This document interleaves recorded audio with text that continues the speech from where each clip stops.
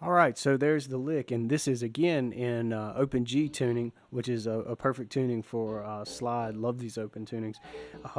And the tuning is spelled from low to high: D, G, D, G, B, D. And for this lick, I'm working mostly around the 12th fret and the 10th fret, and mostly on the 4th and 3rd string with a little ending on the 2nd string. So I'm starting out by sliding up from the 10th to the 12th fret on the 4th string.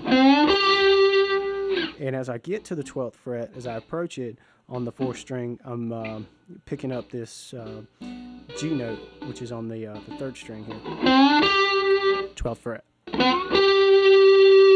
Then sliding back. I'm adding a little bit of vibrato there, which is just sliding back and forth in a really controlled manner.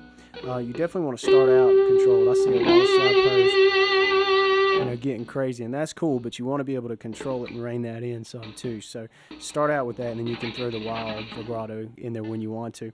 So anyway, so here we are. Hit it again and slide back.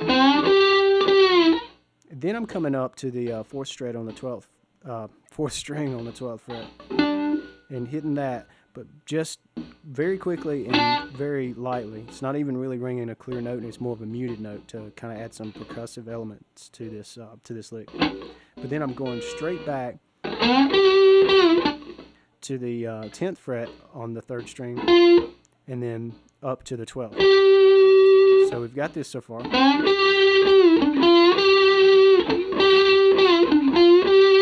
And that's it, just looped, played one right after another.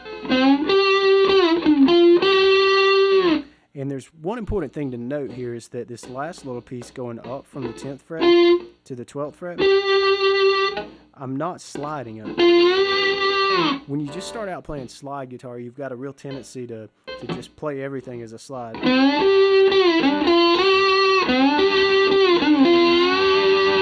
But you still want to add some phrasing here, and in this particular lick, I've done that by just playing the note and having two distinct and separately played notes, the 10th fret, 3rd string, and the 12th fret, 3rd string. And I'm doing that by doing a couple things. When I play the note, I pick up and then kind of mute out with my right hand as well.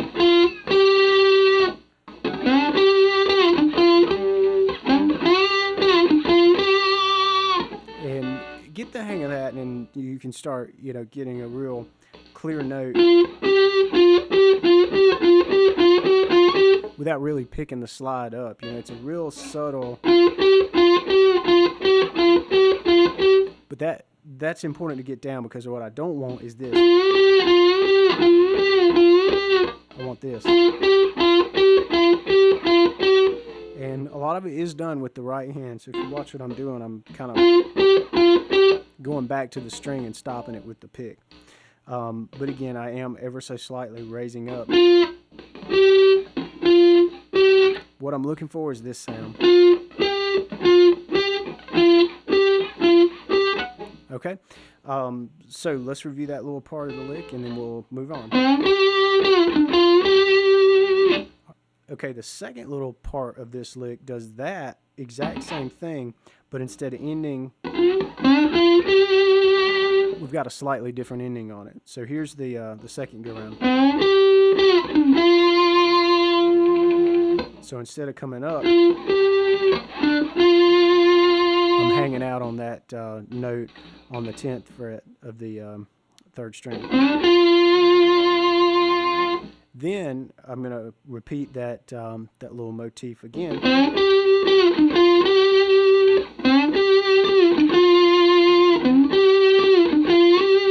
Okay, so that's the exact same as the first go round, but the finish is a little different.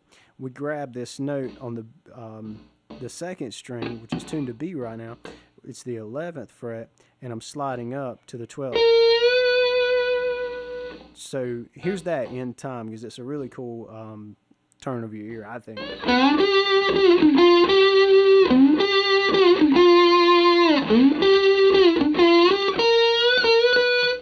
Okay, so did you hear that slide?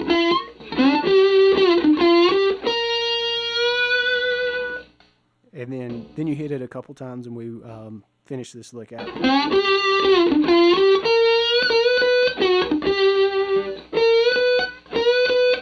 So that's, I'm hitting it on the 11th, sliding up to the 12th, and I'm kind of going back to the 11th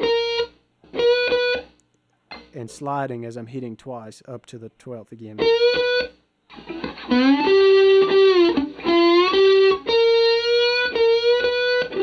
And then coming back to the G string, sliding back to the 11th fret from the 12th, and then that same muted note on the 12th fret of the 4th string, and then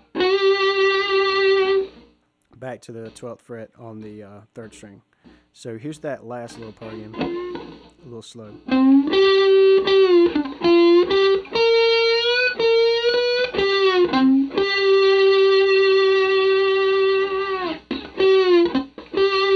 I told you wrong. Instead of having that muted note on the 4th string on the 12th fret, it's actually on the 10th fret. So